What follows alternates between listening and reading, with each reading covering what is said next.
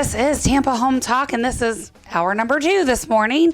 And we had a guest that rearranged kind of at the 9th hour yesterday.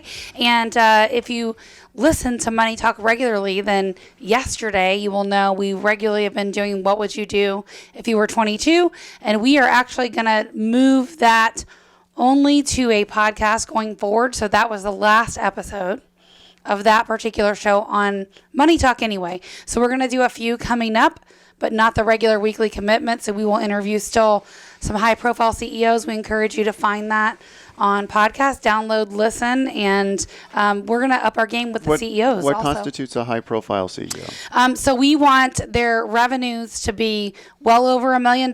We typically want them to be 40 years old or older. We've had some in their 30s, but typically around 40 or older. And then we're pretty much walking through their journey on, you know, how they built their wealth, what they did in their company, what did they learn along the way, who changed their trajectory, you know, what would they do differently if they were 22 years old? And we never even got to that question. So I guess maybe today on Tampa Home Talk, we'll talk about it. But so we had Lisa Marie Garcia in yesterday. She's back with us today because in 30 minutes, as you can imagine, we ran out of time because Katrina doesn't talk very much. And she was interviewing me for my new book, which actually went on pre-sales yesterday. So that book is Selling Through Relationships, Why Cold Calling Sucks and Relationships Win.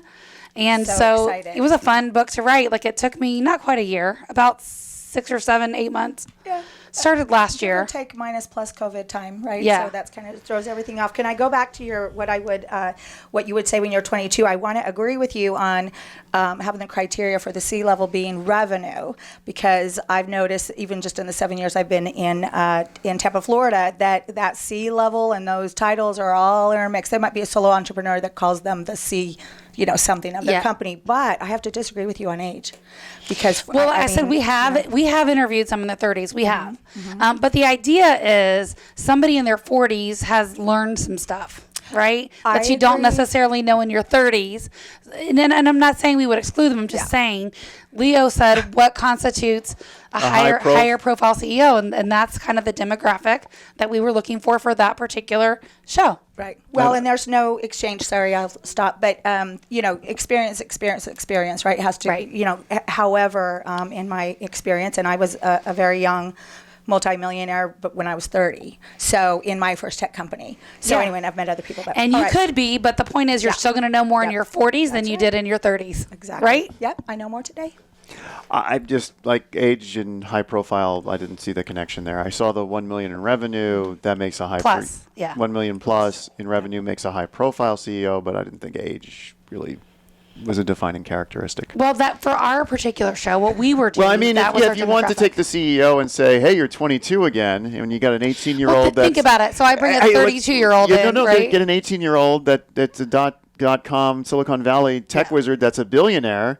And you ask him what he's going to do when he's 22. He's like, well, that's 4 years in the future. When I was 12, I was really good at STEM. We did have some in their 20s. And it almost felt like silly when I said, what would you do in your... Okay, well, that was 5 years ago. But, what did you learn? When I was in utero. So it kind of defeated the whole purpose of the show, Leo. Okay. I'm almost sorry I brought that up. Sorry. Oh, we're tearing this apart like an appraisal. That's right. Yeah. Anyway. So back to the book. Yes, we're so excited about this book, and I'm excited to talk more about it because, as we talked about yesterday, we barely skimmed your book and your topic. And I just want to say on a high level, because this is kind of what I've been settling with since we left yesterday about your book, is, the title is very clear, Selling Through Relationships, but that really is the theme and the message of the book. High level is it's about the relation you have with your clients. It's about the relation you have the interpersonal relationship that you have within your employees, with your team, even in the marketplace. I took a picture of the marquee as I came in this morning of your building, and just the way that your office is decorated and the themes. I mean, it really is about that for you, and you attribute that as the reason that you're successful is you from day one have recognized that it's about that interpersonal relationship with a potential client. For example, the painting that you see right when you walk in. I have a lot in artwork, and I don't usually tell people how much I spend for my artwork, but that particular piece, I paid $5,000 for it. The whole thing was a donation to St. Jude. And that's your service. And I would not have paid $5,000 for it unless I did, because the donation went to St. Jude. Well, you have even And I like the author, but it was money. And that particular artist that we follow, he actually lost his daughter to cancer. And so that's why he does so many paintings, and does a lot of stuff with St. Jude. It's so important. I mean, now and millennials, come up with these businesses that are socially conscious and they give back, but that wasn't how it was. I mean, that wasn't even a thing that you did necessarily when, or that was very, very well known in the marketplace when you bought that art. So that's what I actually, this particular artist, I love his stuff, but it's way outside of my price range. It's not anything that I could or would spend money on, but I couldn't pass that up. I love it. Well, you say even here early in your book, I had it highlighted that you say you can create the culture you want in your own business when you don't agree with the culture you're in. And that kind of leads to what we were talking about is what was your why in terms of, you didn't talk about this too much yesterday, about you had a bad experience. And that bad experience early on is what drove you to, one of the reasons that drove you to go into the real estate business. Yeah, I mean, so many of you that have listened to Tampa Home Talk, you know that I started on the mortgage side of the business when I was 18 years old. I did that for 17 years. I did both real estate and mortgage for a period of about 4 years simultaneously. And for the last 16, almost 17 years, exclusively I've sold real estate. And so, the experience that I had with my agent when I bought my home almost 17 years ago was so bad. That was the reason why I said, you know what, I am going to get my license and I am going to do real estate, because I ended up negotiating my own contract. I technically organized all my own showings, and back then you couldn't really do it. Like, I had MLS access, I shouldn't have, but now the information is more readily available online, so you can technically search on your own and find it. But I technically did all of that, and when it came time to do the contract, I knew more about the contract and writing it than the agent did that actually showed it to me. And so I could tell when she was writing it, she didn't know what she was doing. And so I followed her back to her house, and I said, I'm very familiar with this contract. And I said, why don't you just let me tell you what I want where? So I did. Wrote up my contract, and then when it came time for negotiations, she was literally in the way. And I hate to say this, but she was. Yeah. And so I just told her, I go, look, with all due respect, if you just let me negotiate directly with the seller, this will be the fastest, easiest commission you will ever make in your life. And she said, okay. And she did, and we closed in a week. Like, literally, this was pre-TRID, so we didn't have the 3-day everything. But my file was already underwritten. I knew the underwriters on a first-name basis because I was a lender, right? I had these wholesale relationships. It went quick. It might not have even been a week. It might have been like 5 days. But we closed fast. I knew the appraiser. We could pick them back then. We can't now. So, of course, I knew everybody that I needed to make it happen, and it went quick. And you recognized that she didn't know what she was doing. Well, I mean, it was what it was. So, yeah. And so the challenge is the agent that I had before that on another property, it had major settlement issues, Leo. Oh, I like that. Yeah. And I knew that, right, from being in the business, being in a bunch of inspections, I could see it. And they weren't totally forthright on their seller's disclosure, and I could feel that. And so once we did our inspection, I said, I'm not buying this house.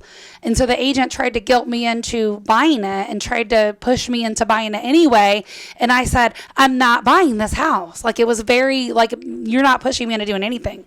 And so just the mere fact that she was trying to make me do something, I said, I'm not doing this. And by the way, I know what I'm doing, and I'm getting out.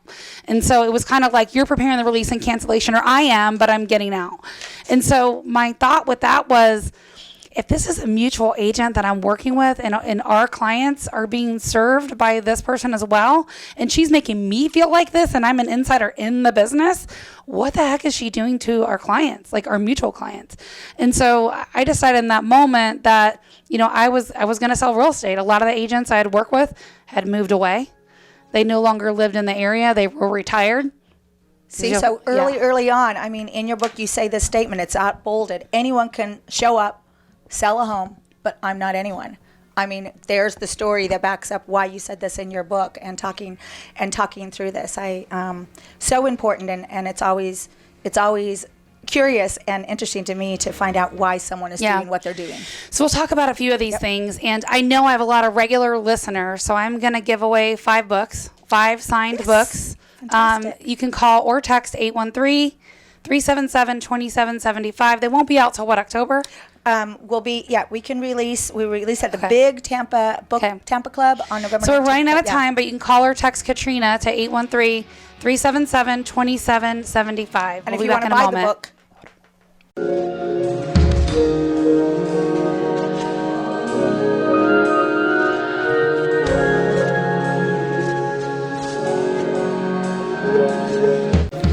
Well, good morning. Welcome back. 813-377-2775. That's 813-377-2775. This is Leo Kane with Beryl Engineering and Inspection.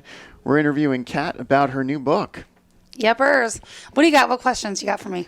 You haven't seen it. You haven't looked at it. You don't know anything about it. You haven't given me a chance to read the book. Nope. Speed read it. Which is I can't really speed read on a computer though. That's my weakness. Because No, I'll have an advanced your reader kryptonite. copy for you. I need to speed read a book. Kryptonite. I actually need to have a physical copy. I will give you a copy. Because I can't really do my page flipping technique, and that's part of the speed read. Wait, Good say to more know. about that. Good to know. Yeah, so I can't speed read off a computer. And you truly do speed read Oh, yeah. because when I was on the show a few years back, And you handed sat me there a with my physical book, book. and you asked me such difficult questions because I'd written the book like 3 years before because you could speed read through it. So it's cool. But I can't do it if Very you cool. if you Okay. slid that laptop in front of me, I wouldn't Yeah. be able to do my technique. Good to Yeah, know. right now it's only on the laptop. There's no It's only- paper. It's only anything. right here, but it is for sale. SellingthroughRelationships.com, pre-sale as of yesterday. We're very excited about that. To talk about the book, another thing I love about this book is you have all these call them Katrina-isms. We call that in our internal now publishing internal meetings. We'll say there's a Katrina-ism. You say this thing called avoid commission breath. I love that. Can you talk about how what you say about that in the book? Well, I think I open it right up, right? In that this is more than a transaction to me. That kind of says it all. Yes. People know when they're being sold. They can feel it. Nobody wants to be sold to. So, and I think real estate agents among car sales people, right? And some people in those trades have that persona, if you will, that, they're all about the commission and move on. I mean, I've got one right now that's supposed to close. Well, I think it was today. It's being moved to next week. And this poor buyer has been through so much. He has been through so much. And we finally passed a 4-point, finally, which is like all the stuff we talk about for insurance. And now the seller is having a dispute with commission. So the way it works is technically the seller hires a listing agent to sell the property, right? That's how it works.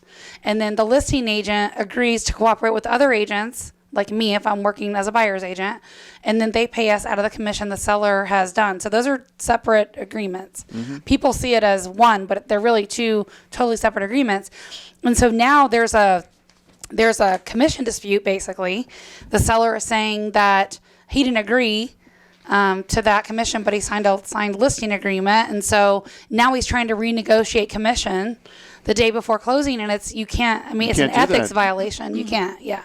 So that's a big ethics violation for the other agent to even ask. Technically, I could file a complaint against her, but you can't. And so what I'm pushing to do is see if we can just get the transaction closed, hold all the commission money in escrow, and then we'll decide about it later. Or let a mediator or a judge decide about it later. I already know how it's going to go down, but that's not even the point. And lawsuits are long, and they cost money, and there's a lot of time involved. But it's really about making sure that this poor buyer gets his home and he doesn't have to start over. I mean, that's the point, right? Like, so a typical agent, if they're closing 3, 4, 5 deals a year, they might need that money from that sale to make their mortgage payment. Right. And so, part of the beauty of it, and you'll see this all throughout the book, right? Especially towards the end, the beauty about it is being, just financially sound, if you will, so that you have the opportunity to take advantage of things that come up. If there's an opportunity, that would make sense to invest your money in, you've got the money to do it. I definitely want you to talk about that 15% and really what your, one of the big ending fundamental you end with the book, and it goes along with that, financially sound. But to kind of stay on this whole, commission breath idea, one thing that bothers me is this, I call it nickel and dime. So I work with a vendor, and I'm very clear, and to put it in writing, this is what I'm paying you, this is the times that I'm paying you, the deposit, the final product, this is what the deliverable is. And then they come back, and I just had this happen recently, and it's a nickel and dime, well, for this extra, it's going to be X amount. And I just can't stand that, especially in a first engagement. So where you're saying, when people aren't clear, with that, or people maybe don't have the experience, or they haven't been used to working with a certain type of company, possibly to a certain level. And I guess that goes back to the message about your book. It is not a realtor book. It is a business book. I love it. You have these sound business fundamentals that all through your book, as I was reading from word one to word end, I could relate to. And that was the point. I didn't want this to be all about, what a real estate agent should know. Like, that was not the point of the book. And I wanted it to appeal in general to a wider audience that was more business centric. So if someone's thinking about starting their own business and maybe they don't like the corporate culture they're in, or they've had a business for a long time, but they're still cold calling, right? And they're still like chasing those relationships. This book is meant for that person, really, I think. And really, I think even a non-business person could read this. There's a lot of interpersonal things all throughout that we tie it back into business, but you can take a lot of things away from it personally. Oh no, I agree. Actually, let's talk about personal stuff. It's really fun, the concept. So the concept of the book that came out of our mind map. I mean, when we started to work on building this book with you, our chief editor Shirley Jump, and you came up with this concept of the relationship of dating, and then to marriage, and then possible rebound, and all of that you kind of focused on the table of contents. You have to look at the table of contents at least, Leo. And so the point is, when you think about the mere word relationship, what does that mean to you when you hear relationship, Leo? What's the first thing that comes in your mind? When I hear about relationship? When you hear the word relationship. Banking. Okay. So that's the point, right? Like, when I hear relationship, I think a business networking relationship. Like, that's the first thing that comes to my mind. And then when I would say relationship for Leo, he thinks banking. Because in all the commercials for banks, they always talk about the word relationship. But that was literally your first thought? Yeah, banking. Okay. And so for you, client relationships. But for a lot of people, it's the relationship with their spouse. Yeah. Right? Or the relationship with their kids. Which is also banking, because that's where all the money goes.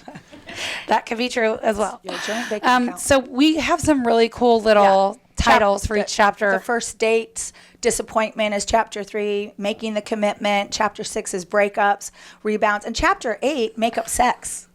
So, I mean, this is the table of contents of this business book, a complete business book. And I really love it because Leo's like stumped. He's like, what? Yeah. Well, and I'll tell you, I was surprised when I read the book, word to word, because I was in the mind map book build that we did, and I heard this concept, and I really thought there was going to be a lot about this. There's just enough. Yeah, it's a tiny bit. I thought there was going to be a lot more, and I thought this is going to be interesting. How are they going to talk about makeup sex when actually you're talking about it's a business financially sound? Yeah, it's really fun. We'll go to that chapter and we'll pull some stuff out of it, and we'll run into any question you got. What do you think, Leo? So far, you haven't seen anything, but a few little snippets. It's something you won't let me speed read, so I can't. I will, just not today. And it has to be a print copy. It'll be a print copy. It'll be a print. I'll deliver it myself. Excellent. Well, and the other part of it, as we're going here, that and why is some of that highlighted in blue? Because that's the stuff I loved. That's what she highlighted. That's what I loved. For talking points. And where her book is right now, actually, it's come out of copy editing, and Katrina will look at it again, review it cover to cover. That's we call it our grammar Nazi. Lori has finished that manuscript, and then now we'll go to format editing. After format editing, then we'll print some reader advanced copies for you. But what I loved about it, and so when I read it, of course, I give my input. I read every single book that comes through our publishing house, and my input was, can we have a few more stories? Because I loved the different cases. The stories. We could probably do that. Well, the editor said, I think there's enough, and so I always yield to her expertise, Shirley Jump in that, but possibly, maybe if there's a fun one. Yeah, I mean, there's a few more people I was thinking about that I don't think I shared in the book. I could probably put in there somewhere. And I was looking, and I'm friends with a lot of my past clients on Facebook and a lot of the social channels. And so when I launched the when I made more of an announcement with the photo that's going on the book and the cover of the book yesterday and announced the pre-sales, I had a lot of people that commented on that, including one of my past clients, which is someone that I talk about in the book. And so I said, I'm going to connect with you because I actually want to share their photo in the book. So of course I want their permission before I do that. Yep. So back to the chapter 8, right? Makeup, sex. You talk about, this Dan and Cheryl that had the same fight for 100 years.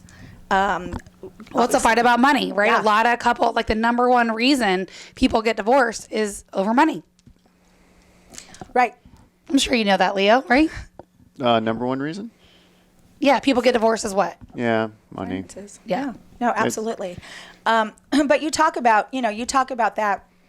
And one of the great quotes you have here is you say, get to the root cause of your unhappy customers instead of constantly making up and trying to fix the problem, instead of constantly having makeup sex, so to speak. So the point of this is the businesses that just operate and throw money after whatever the problem is versus actually diving into what is we keep having the same thing that comes up.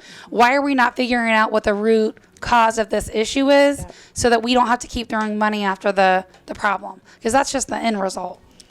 And it's the conflict that keeps on coming up. Leo, that would be like you in the home inspection world. Like your people constantly miss stuff, and to keep people quiet, you just refund their inspection money, right? Like, No, we don't do that. I know you don't, but I'm just saying, that's the point of the book. And so there are businesses probably that deal with that, right? That deal with writing a check to fix problems. Yeah. And then they don't actually fix whatever the root of the issue is. Like maybe when you were running your business when you were 22. Yeah, I learned as an 18-year-old. There you go, as a 12-year-old. Yeah, so I've learned a lot in that experience, starting at 23. But anyway, it's Tampa Home Talk. We'll be back in a minute.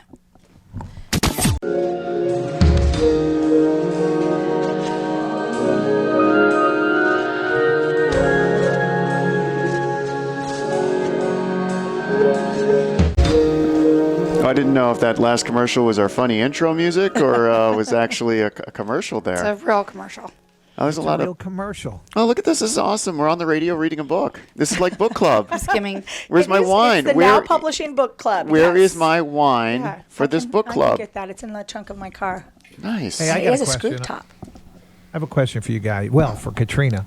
I'm just, while I was sitting here eating my bowl of Dinovite, I thought, and I don't know if you touched on this in the book, but I have so many friends that are telling me now, hey, and they're younger friends and some are older, but I just passed the real estate exam. I'm going to be a realtor now. And I think it's because, and hopefully you touched on this, there's so many shows on television about the big profits they make, how easy it is to sell, so on and so forth. And if you did or didn't, can you touch on that as a chapter? I think there's little tidbits of that throughout the book, I would say, but I didn't actually write that up in a chapter, but I did. You address some Is it that newbie-type easy? characteristics. It always looks easier from the other side, right? But no, I don't. It's not that easy, but you don't know what you don't know until you're getting sued, and now you got to pay yourself to defend a lawsuit because it just looked easy, right? Like there's a lot of risk that comes with it. You have to run it like a business. That's the number one thing that most agents don't do. It's not run like a business. It's run like I don't even know what. Well, I mean, Some people run it like a part-time job, don't they? Oh yeah. Yeah. That's the number one mistake I think that a home buyer or seller can make is hiring a part-time agent to sell their property or help them buy one. That's a good point. Especially their first home, I mean, literally the people we had in here last week, remember the listeners that I'm selling their house that were in here last week? She said that same thing, that she had somebody that just got their license that was a friend. And she said that they begged her. They're like, I can sell your house. I can sell your house. She said, no. She said, I wanted somebody that was aggressive, that knew what they were doing. This was their full-time career. And I didn't want to mix friendship with business. Because think about that. If they're new and they mess it up, now what? Right. You don't get the house you want. You overpaid. For these people, we didn't even get to this actually, but the sale of this particular home, they're 100% debt free because they have another home that was paid off that a tenant lived in, and they actually liked that house better and they moved back in it. She was retired for St. Pete Police, and she was pretty high up, like a lieutenant or something. And basically there'll be 100% debt free once they sell this property. And so for them, it's a really big deal. And so, my job as their agent is to protect their equity, every single dollar of it. Well, and I think, the fact that it's not like there's a chapter about that specific topic that we're talking about now, but peppered definitely through the book are those, this can happen or don't let this happen. Those very basic 101 type things that I looked at, a couple, that I actually experienced in some of my transactions of real estate. And I think that's what's great about this book. So What stuck out for you that you said in some of your real estate transactions? What stuck out? Agents that were less than ethical. I mean, just at the top. And I hate to say it, but I had 2 properties that were sold during my divorce too. So as you even talk about how, actually what you say is surprised me. You say something about in the book about that you basically steer away from homeowners that are in the midst of the divorce selling the homes. It's part of your chapter of you don't take every client, and you're very, Well, do you remember maybe saying something about that? I need to rewrite that chapter if that's Did how I say it wrong? Maybe I said it wrong. That's not how it was intended. Maybe that's what you heard when you read it, but Clarify it. Yeah, what I meant by that was, as far as not taking every client, Good match. yeah, You say- we want to make sure we're a good match. Yeah. So go ahead, read that excerpt. Yeah, you say, if I take on a customer knowing they weren't a good match, then that's on me, especially if I'm not asking the important questions. For instance, I have a number of clients who come to me to sell their property because of a divorce or overextension of debt or probate or other court order. So, yeah, I mean, I saw it as a positive. You're making that statement, and I can relate because, like I said, I had to sell 2 homes, 2 residences in the midst of the divorce with lawyers and with different realtors. But the next couple sentences really dive into that. So why don't you read those? Because this is the bigger picture for me anyway. Okay. So it's up to me to ask the profound questions to get to their why behind selling, not just the life event that's precipitating the sale, but why am I here to begin with? Yep. And so that's the point, right? So I'm not, even if it's a court order, right, which I get commissioned a lot of times to the courts to sell properties, and I understand very clearly that the challenge is sometimes there's still one person that is signing it, so you still have to have a relationship with that person to get it sold. Otherwise, it can be very convoluted. I mean, I'll give you a prime example. I had a lady that, we were selling the property. It was a husband and wife. They were divorced. She already moved out. He was ill from cancer, and we knew he was terminal and he was going to pass away. And we took the listing originally. He was alive. He signed it. Then he passed away during the listing. And so the challenge is we had it listed on the higher side. They were going to fix it up to make it look better. And then something happened in her after he passed away that just, she wasn't even the same person. I don't really know what happened. But all I know is, I had referred her to the probate attorney we were working with. He doesn't take anything really on contingency without me being involved in the sale because he knows it's going to close. And so there was a number of things that went back and forth where she was just, questioning our integrity and questioning, really pretty much called me a liar, really, in some of the emails. And so I just responded back and I said, you know what? To sum it up, of course, it was written a little more formally because there was attorneys involved and stuff. But to sum it up, I just said, look, clearly we are not on the same page on what happened. And essentially something changed after he passed away. And at this point, I don't think I'm going to be the person to help you sell this home. So I'm officially withdrawing your listing. You can do whatever you want. And that day I took it off the market. Hashtag sometimes you have to fire your client. Keep in mind, I'm already commissioned to sell this. So now they're going to have to go back to the courts and they were changing the executive person that signs the paperwork. That's not the right word. But anyway, yeah, so the point is, I'm not, like, we're not even in this. When I brought you, literally, we went back and counted the number of showings we had, and we had about 87 offers on this property. Wow. And I responded back and I said, clearly I've done my job, and that's just not on one weekend. That was over a period of months. Wow. And my team went in and,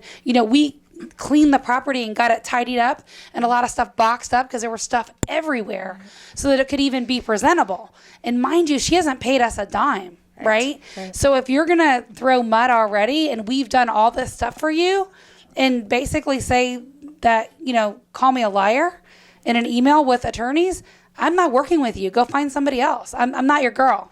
And I don't mean that to be mean. No, but I just know that if we're here already at the beginning and we haven't even signed a contract with the buyer, I know what that's going to look like on the other side of that Oh my transaction, gosh. and I don't want to be involved in it. Oh my gosh. You're speaking to the choir here. We've got a few of our now publishing team members in the studio here.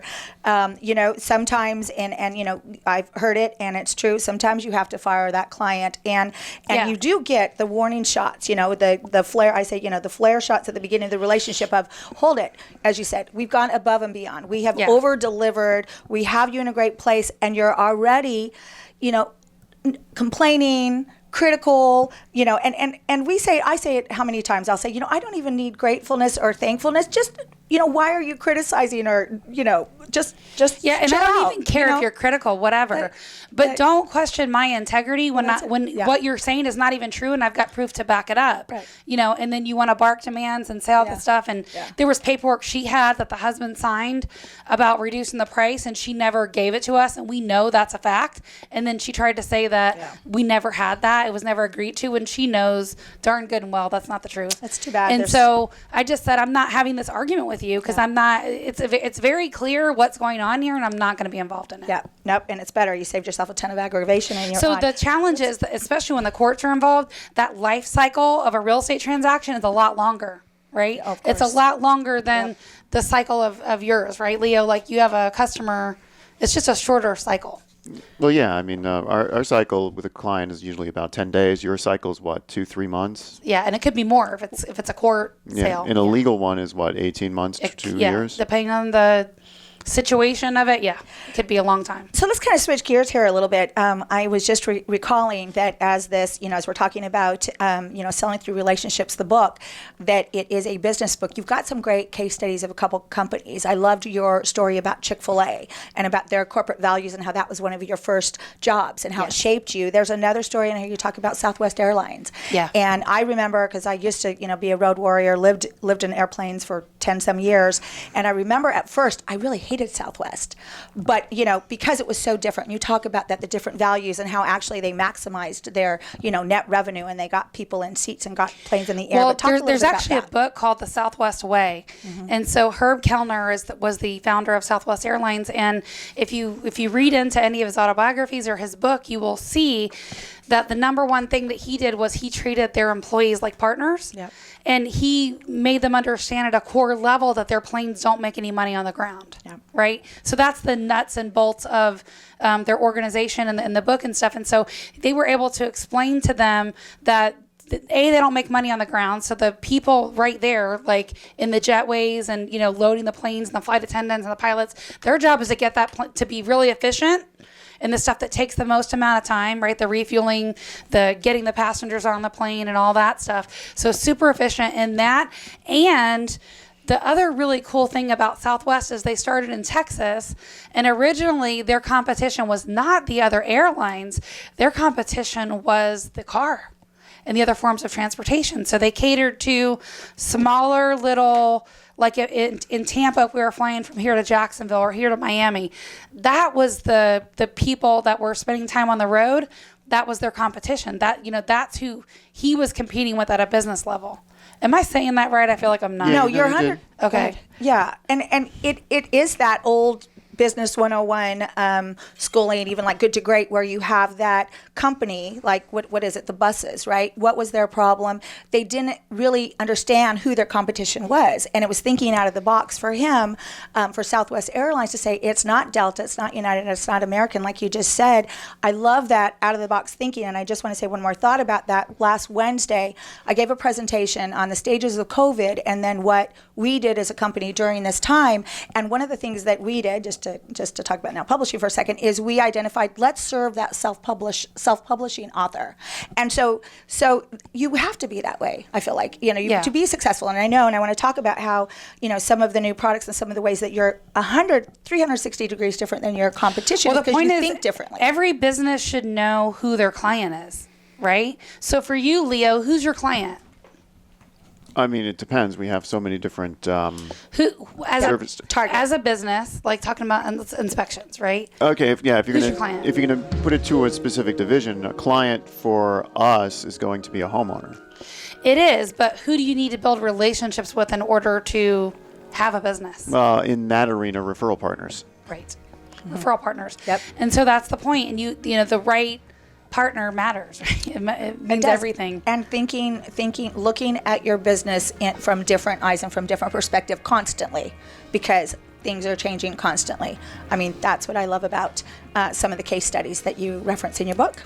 Selling through relationships And hires. So I talk about hires in there as well. Let's talk about that. And we'll touch on that a little bit more when we come back after the break. Let's leave it rapid fire for Leo. He can just ask a bunch of questions. All right, our author number 813-377-2775. This is Tampa Home Talk. I'm your host, Katrina Madewell, 813-377-2775. And we'll be back right after this break, so stick around.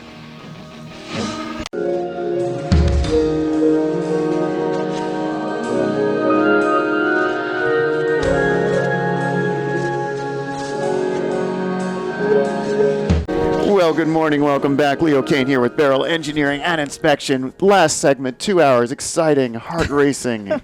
We started with... You're going to make it through the day there, buddy. I'm worried about you. I don't know. I might put her out like this hurricane in the Atlantic. Just decide to miss Florida altogether. So I got a question. It was brewing. It was really brewing over listening to the last segment. I really want... like I mentioned it, like you might have to add some more of these to your book because they're so riveting. How difficult is it to reveal some stories in your new book?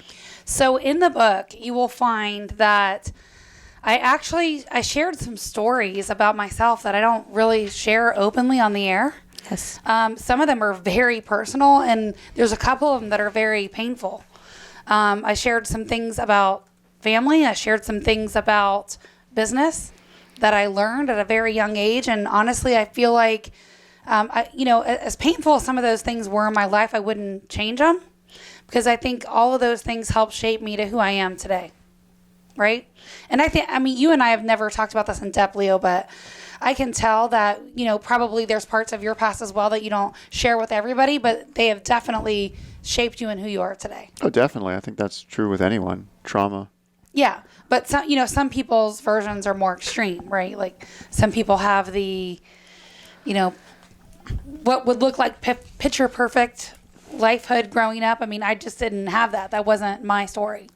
Well, and that's, that part of your book, and to be frank, that's part of anyone's book. What makes it the most interesting is their ability to be vulnerable and ability to share those stories. I mean, and just even as an example with my book, I finished it, gave it to a content editor, never drink coffee during a business meeting, and she says, no, there's no reason that you say all the things you say. And so we did stories from the trenches, so she made me dig back and find those stories, and not as vulnerable as your book. It was early in my career in publishing here, but that is what's wonderful about your book. I did teeter on, do I want to share these stories in my book or not? Because there are some stories in there that are pretty vulnerable. Mm-hmm. I mean, and it'll be open for the public to read when it's out there. Well, and you can't take it back, right? It lives in prosperity, which is what we're always saying. Yeah. Make sure your headshot's great because it lives in prosperity. All of these words, it does. And it's your legacy, and you should be proud because it really is an amazing book. I do want to ask you a question, though. I've got to ask you this question. I said, how does it feel for you to become very soon a published author? I mean, how does it feel to see that finish line? We're on pre-sale, we're in format editing, and pretty soon I'll be handing you your book. It's very surreal, right? Because I don't see myself as an author. I just don't, right? If you ask me, who are you, what do you do? I'm a real estate agent. I sell a lot of properties, and I host a radio show, and I can tell you anything you want in that space. I have another question for you, too. Yes. How does it feel? It's going to take you months to write the book. It's going to take me less than 60 seconds to read it. We'll see. I'm going to make sure I dig up some great questions. I'm going to try to stump you. You know that. So. Yeah. Less than 60 seconds. Well, we've given away a lot of it. So, all right. Yeah, but I don't remember the last 20 minutes. But how was it's funny, though, that you've said a couple of times, I've been working on writing this book from January to July. To me and to our team, that's a fairly short time. It was February because, to start writing, though. You started writing after the summit on the last day of January. You're right. Right. Yeah. So really it was February to now, July, and you finished it, a few weeks back. the idea is we sit across from people that say they've been writing a book for 30 years or 10 years. Yeah, so that really would be it's me. efficient. Like if I wanted to write a book, I would say, oh my gosh, I don't even know really where to begin, right? And there's so many things that your team has skill sets that I don't have. And so I will say that, writing a book with you guys, helping me and guiding me through the process, you made it much easier. Well, thank you. Than I ever thought it could be. So, and there was a lot of push, right? And so that's why people take 30 years to write a book, because there's no, hey, I need you to do this and work on this next chapter by the deadline and figure out what you're going to put into that, and it requires you to have that quiet thinking time where you can write and get all your thoughts out of your head and on paper, undistracted. And the world shut down. And the I world didn't shut do down. it during that time. Actually, I was stressing because I Yeah, didn't know but what was you're going to almost happen. busier now than you were. I mean, with what's You're going on in definitely real busier estate, now than we our were, company yeah. was busier during the shut-in time. But we do pride ourselves in the accountability. But I'll tell you, we mainly are very proud of our chief editor Shirley Jump and the way that Shirley, let I me mean, she's tell a you. bestseller for a reason. Shirley was amazing Yes. to work with. She Yes. really was. I mean, the way that, she would kind of, because sometimes when you think about write a book and they talk about writer's block for a reason, it's very real. Yep. And you think about, I got to write this chapter. What the heck am I going to say? And it just doesn't flow, right? At least for me, it didn't.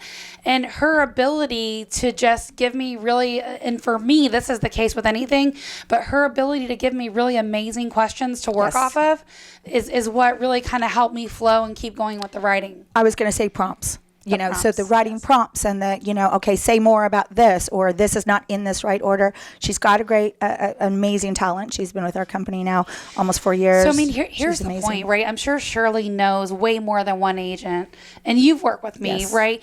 But to hear Shirley say things like, when I'm ready to buy my next house, you're my agent. Yeah. Like that.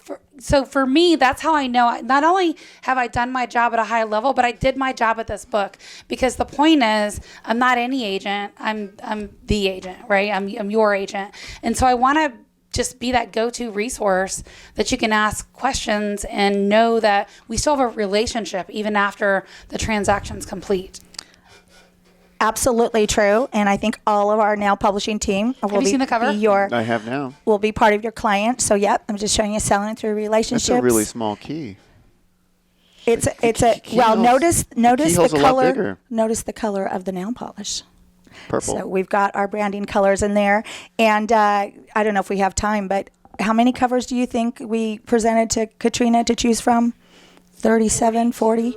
I would 42? say 50, 50 some. maybe more. Well, there's that whole anatomy of the book sale that we work on, but we needed the cover. Yeah. You need to love this cover. We say that. So to the our clients all cover is time. really amazing because it has like these, like a royal blue with gold tones, and it's really, it pops. Yeah, it does doesn't pop. it? Yeah.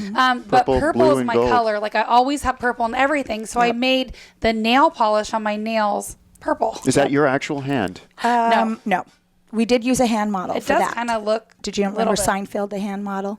Yep. So sellingthroughrelationships.com. You can see the book cover for yourself, or sellingthroughrelationshipsbook.com. We are on pre-sale. We'll get Katrina to sign it for you and send something purple along with it. We'll have to get something purple, maybe our So bookmarks. I don't think I asked you this, but I know we're getting some advanced Pre-orders. reader copies, but when the books actually come out, how many are going to be printed? Do you know? Like, in different forums, we've got Amazon, we've got Barnes & Noble printing, Got it. Amazon, Ingram Sparks printing, and ebooks and audiobooks, right. you name it. Barnes & Everywhere Noble books are still sold. exists? so I'm not looking in the other Yes. room, but feel free to call or text if you want information on the book, 813-377-2775. Again, 813-377-2775. Even if you don't read a lot, I think this book will be worth your while. Yeah? Absolutely. Listen to it on Audible. All right, yes, and it will be on Audible, and I will read it when my voice is a little better. All right, There you go. Love where you live, I'm going to fix it. Welcome home.